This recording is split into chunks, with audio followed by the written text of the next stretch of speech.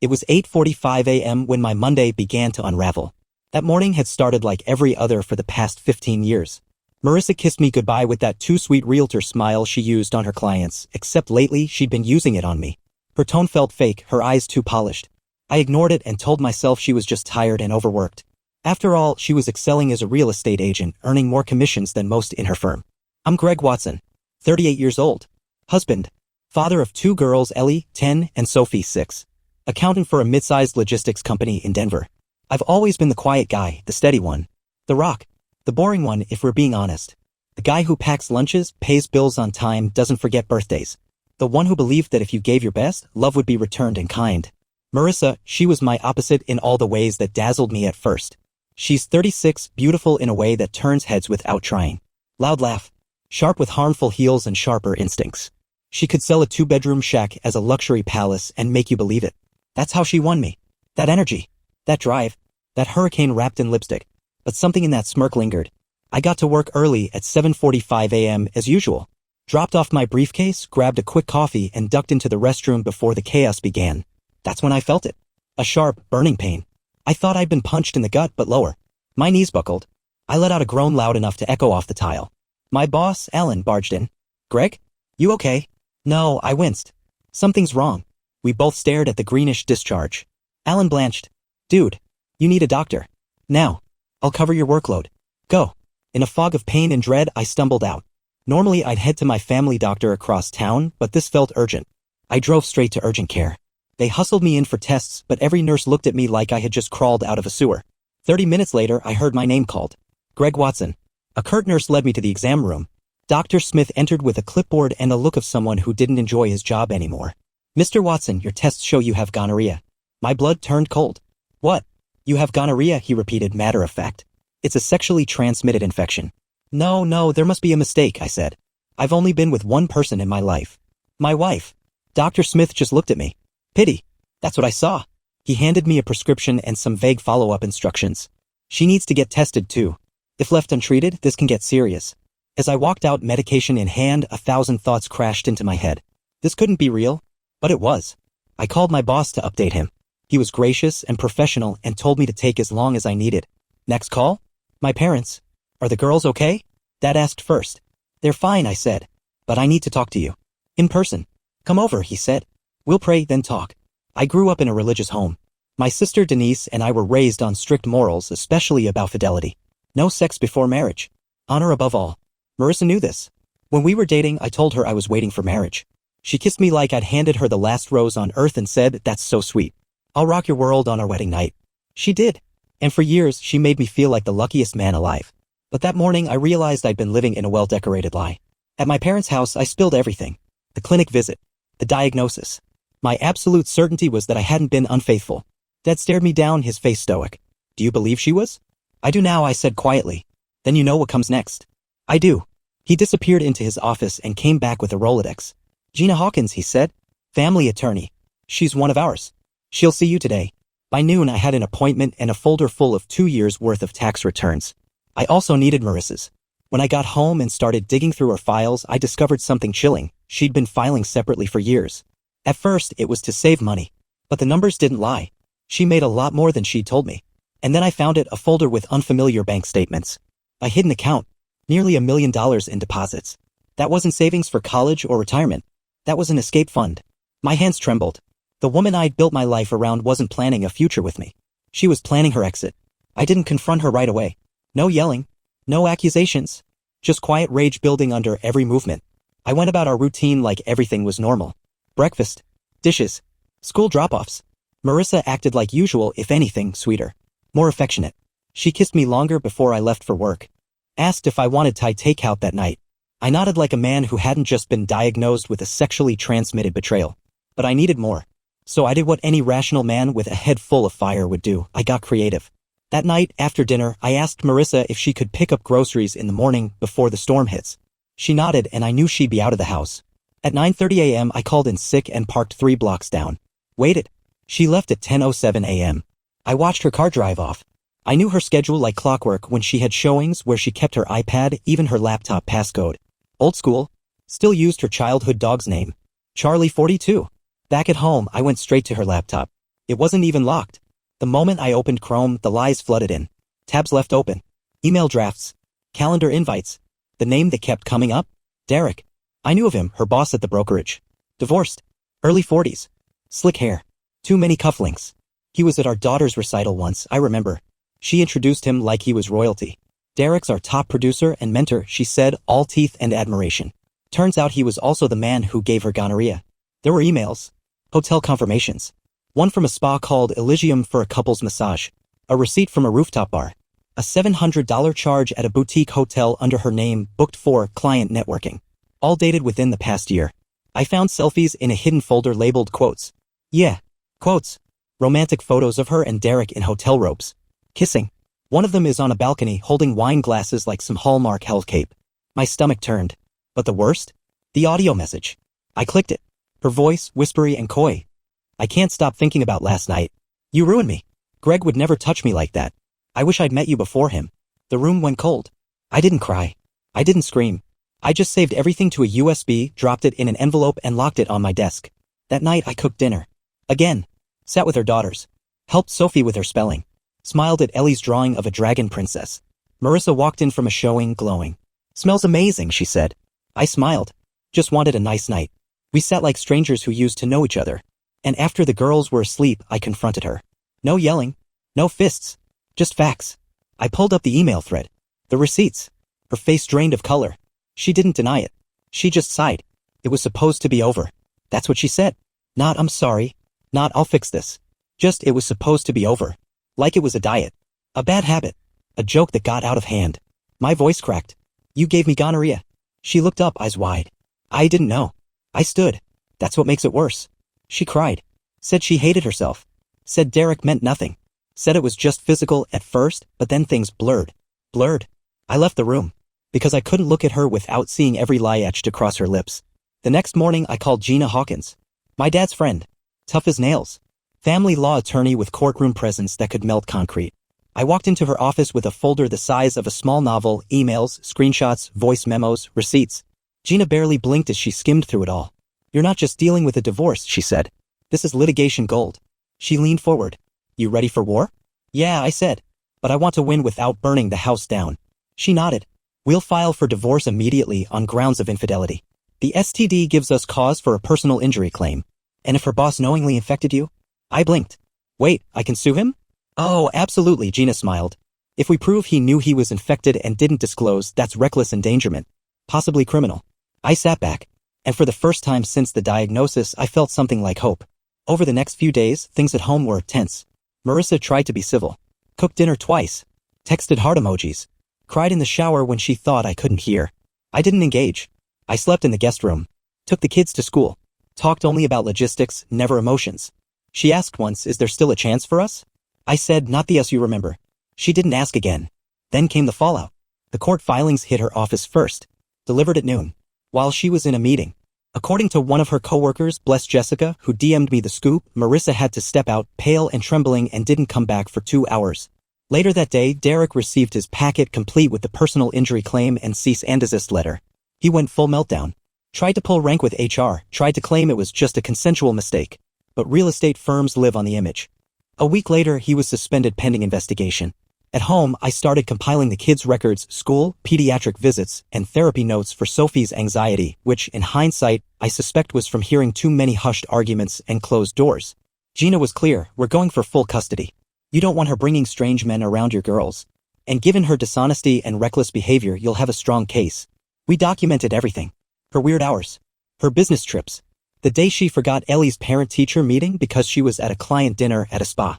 All of it. I didn't want to destroy her. But I wasn't going to let her destroy me. Or worse, our kids. Then, 2 weeks in, something happened. I got a call from the ER. Mr. Watson? Your wife has been admitted. It's serious. You're listed as her emergency contact. I froze. What happened? She collapsed at work. Severe abdominal pain. Septic shock. She's undergoing emergency surgery now. I dropped everything. Called my parents. Left the girls with them. And drove to the hospital like I was in a dream. She was unconscious. Tubes. Monitors. Beeping sounds I'll never forget. The doctor pulled me aside. It's pelvic inflammatory disease. Untreated gonorrhea can spread. She likely had it longer than she realized. It progressed aggressively. We've stabilized her, but she's not out of danger. I stood there, silent. A storm of emotions tore me apart. Anger, pity, confusion, hate, love, all of it. None of it. This was the woman who betrayed me. And also the mother of my children. And she might pass away. Marissa was in a coma for 2 days. 2 days where I didn't know whether to pray she'd wake up or that she wouldn't. I sat by her bedside, not out of love, but out of respect for the history. For the years. For the girls. I stared at her hands, the same hands that used to braid Ellie's hair, stir pancake batter on Sunday mornings, and text another man in hotel beds. The nurses asked if I needed anything. I asked for coffee and space. On day 3, she stirred. A nurse called me in. I stood there, arms crossed, watching her eyes flutter open. Her voice rasped. Greg? I nodded. She looked around the room, dazed. What happened? You collapsed, I said flatly. Septic shock from the infection.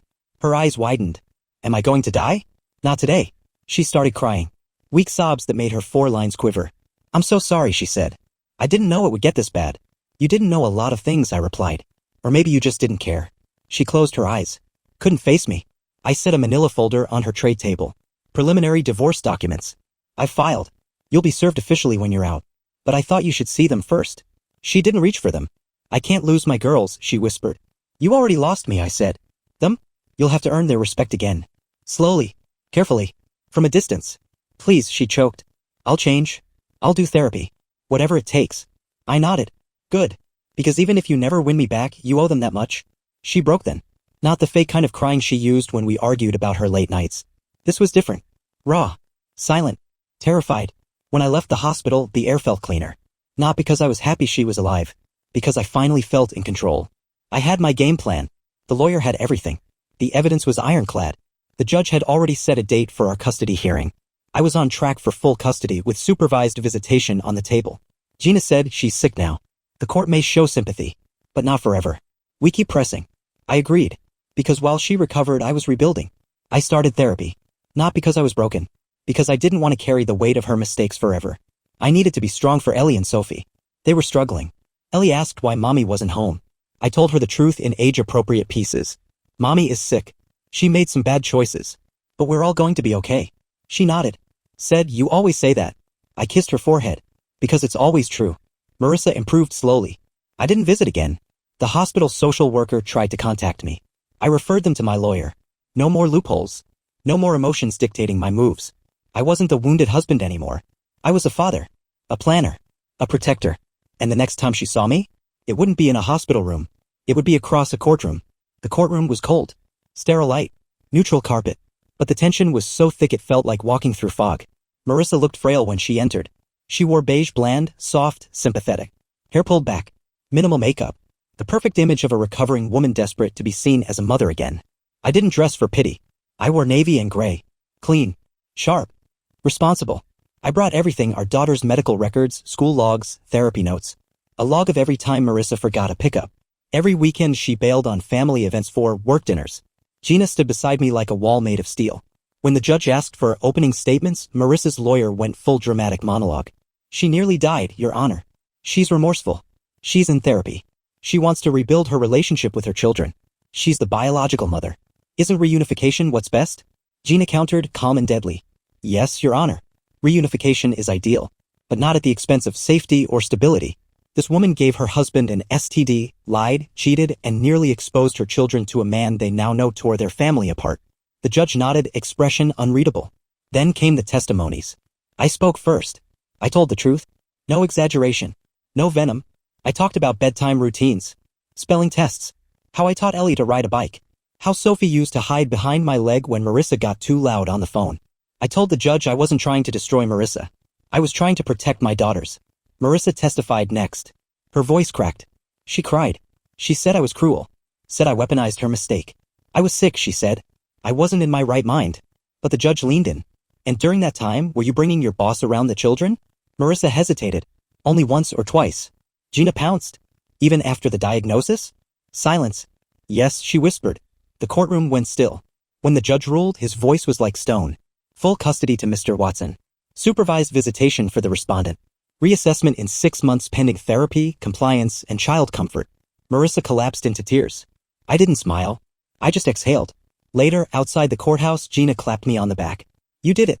You protected them. I didn't feel like I won, I said. You didn't, she replied. But your girls did. That night, Ellie curled up next to me on the couch. Are we okay now, Daddy? I kissed the top of her head. We're okay, sweetheart. We're going to be better than okay. I updated the school records, filed new insurance docs, moved Marissa's name off every emergency contact, and at night I started sleeping again. Sleeping. The kind where your shoulders don't stay clenched. The kind where your soul isn't bracing for a scream.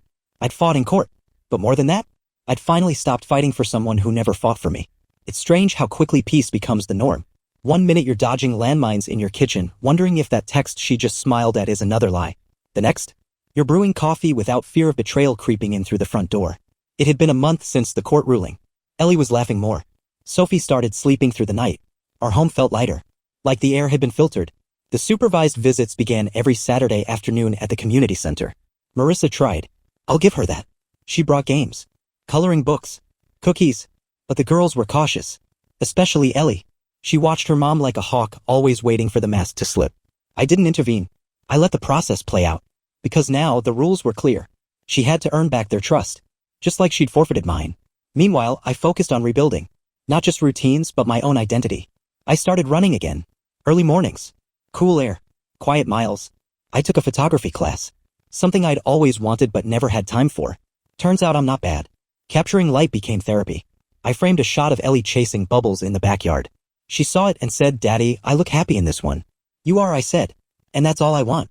One day, I got a message from someone I hadn't heard from in years. Rachel. We'd worked together back in college. She'd moved away, married, divorced, and moved back. She'd seen my name pop up in a local article about father's custody rights. She messaged that was brave. Coffee sometime. I hesitated, not because I wasn't interested, because I was scared. But healing doesn't always announce itself with grand gestures. Sometimes it shows up in the form of small invitations. We met for coffee. It wasn't dramatic or romantic, just real. We talked about life, divorce, kids, growth. And when she smiled at one of my terrible dad jokes, I realized something. I wasn't broken anymore. Just changed. Maybe even stronger. That weekend during her visit, Marissa handed the girls goodbye cards. Sophie showed me hers later. A crayon heart and the words, I love you always. Ellie's was sealed. She didn't open it. I'm not ready yet, she said. And I told her that was okay. Because healing takes time. And this time we had all the time we needed. 3 months post-court it hit me. I hadn't thought about her once that day. No reflexive bitterness. No what-ifs. No imaginary comebacks to things she never apologized for. Just peace. I dropped the girls off at school, gone for a jog, stopped for coffee, and scrolled through my camera roll where Joy lived now. Rachel and I were texting more. Nothing heavy, but something real. We'd gone on a few hikes with the girls. She brought her dog. The girls loved it. They called it ours by the third outing. I didn't correct them, because for the first time in a long time our lives felt whole. Even if the pieces looked different. Marissa continued her supervised visits. She was trying therapy, parenting classes, the works. But Ellie still hadn't opened that card. Sophie did, eventually.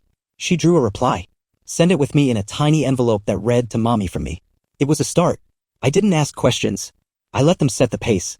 Because love is earned. And this time I wasn't doing all the work. My therapist asked me something that stuck. Would you go back if she undid every mistake? I didn't even hesitate. No. Because the man she married back then was a dreamer. Naive, passive, blind to red flags he thought he could fix. That man is gone. And what she did do? It broke the old version of me. But what came out of that wreckage? Was a father who didn't flinch. A man who doesn't beg. A human being who doesn't let betrayal become his personality. I'm proud of that man. And she never would have let him be born. Today I framed a new photo. The girls are on a hike. Muddy boots. Windblown hair. Pure joy.